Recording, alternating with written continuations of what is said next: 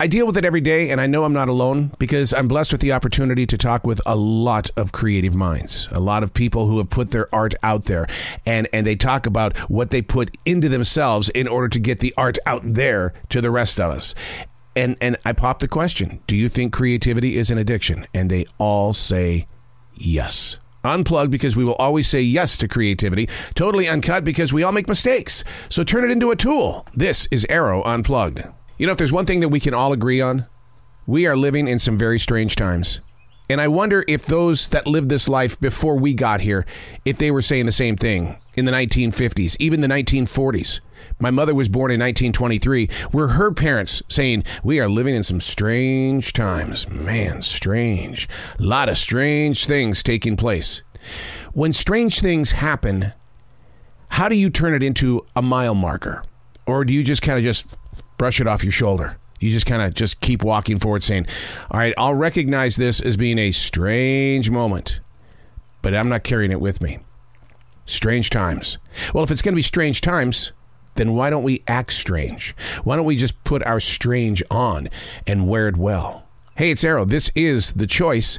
This is what I was writing while the sun was waking up on a brilliant new day, and we're reading from April 14th, 2022. I just read that the U.S. military has confirmed that an interstellar meteor hit the planet in 2014. Now, I just told you what the date was, April 14th, 2022, and I just read that the U.S. military said, yeah, it happened in 2014, 8 years ago, and we're just hearing about it today? Oh, I'm not complaining. I'm just going, we just heard about it today? I find it fascinating as to what is and isn't looked upon as being news. This gentleman by the name of Amir Siraj was doing some research back in 2019 and just happened to come across some notes. It's just taken the military 3 years to publicly say, oh yeah, it happened. What makes it even more interesting is that Amir was researching another meteor that hit the planet in 2017. With all that's been taking place with the pandemic, the Russian invasion, tornadoes, volcanoes, and earthquakes, it really does make the National Enquirer look like it's been telling the truth all along. Or is it that we've become addicted to bad news? Nowhere to run. It's always in our face. When we try to set it aside, the mind feels left out. It's like, I'm missing something. I know something's going on. Where can I go? It's falling behind.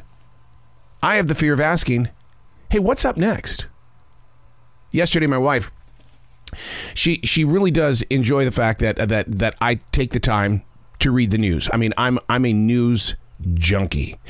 And she goes, I would like to start receiving some of these news stories. How do you get them? Now, it's not that my wife is behind. It's just that she has always done everything to keep the news world away from her life. And I've been kind of jealous of that. How do you stay away from news? And so I explained to her where to go and where not to go. And she goes, well, I'm just going to go to Yahoo News. I say, no. That's clickbait, man. No, you need to go to a reputable source.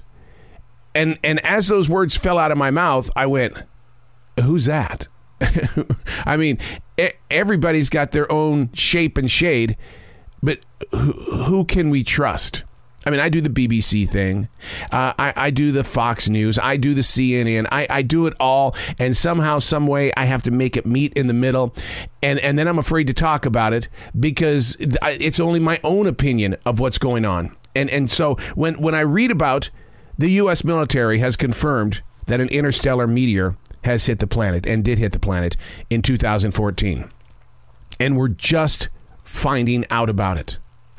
It's like, oh my God. Are we at the end of the telephone game? Are you familiar with that? You tell somebody to your right a little something, and then they tell the next person, tell the next person, tell the next person. And by the time it reaches you, it's not what originally started out as the conversation.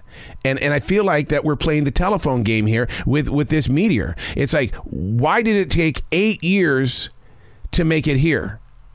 I mean, a meteor hitting the planet. Now, I'm going to get religious on you just for a second, okay? And so I forewarn you, and if I upset you, I'm sorry. I'll pray for you. But anyway, if it took them 8 years to tell us about this meteor, if Christ came back his second time tomorrow, how many years would we have to wait to hear about it? I'm Arroe, and that's what I was writing about while the sun was waking up on a brilliant new day.